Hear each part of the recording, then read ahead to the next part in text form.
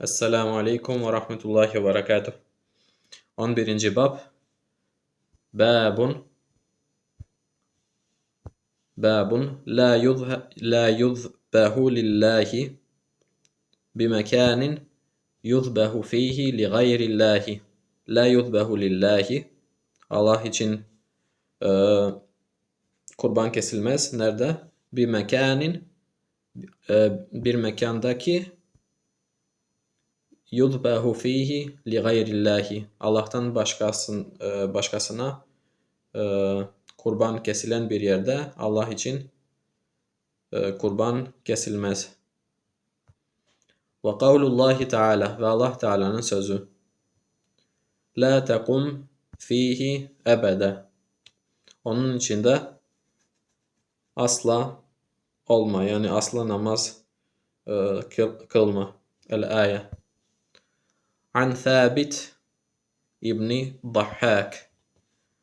Sabit İbni Dahhak'tan radıyallahu anh kal dedi. Nezara raculun, bir adam adamıştı. Nezara raculun en yenhara ibilen bi buvane. Yani ne yapacaktı? Buvane bir yerin ismi. Bir deve kurban etmeyi adamıştı. En yenhara ibilen. İbil deve. Fese'elen nebiyye, ve peygamberi sordu. Fekal, ve dedi. Hel kâne fîhâ vethenun. Orada bir vesen var mıydı? Min evthânil cahiliyeti yu'bedu. Yani cahiliye putlarından tapılan bir put var mıydı?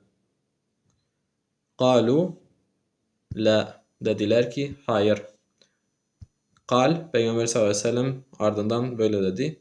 Hel kâne fîhâ eidun min a'yâdihim. Bayram kutlaması yaptıkları herhangi bir yer var mıydı? Hel kâne fîhâ eidun min a'yâdihim. Hani orada bayram kutlanıyor muydu onların bayramlarından? Kalu la. Onlar dediler ki hayır. Fekale Resulullah sallallahu aleyhi ve sellem, ve Peygamber sallallahu aleyhi ve sellem dedi. Evfi binezrik. Evfi binezrik. Yani yerine getir adağını. Evfi binezrik. Adağını yerine getir. Fe innehu la vefâ'e linezrin fi ma'siyetillah. Çünkü şüphesiz ki Allah'a isyan içerikli adaklar yerine getirilmez. La vefâ'e. Yerine getirilmez. Eğer masiyet varsa Allah'a. Ve la fiha ve la fîmâ la yemliku ibnu Adem.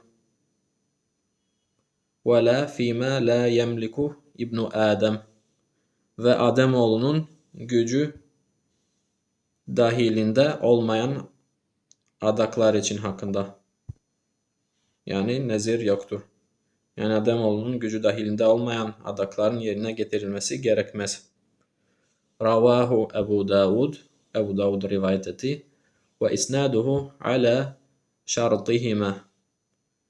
Ve isnadı Buhari ve Müslim'in şartlarına uygundur.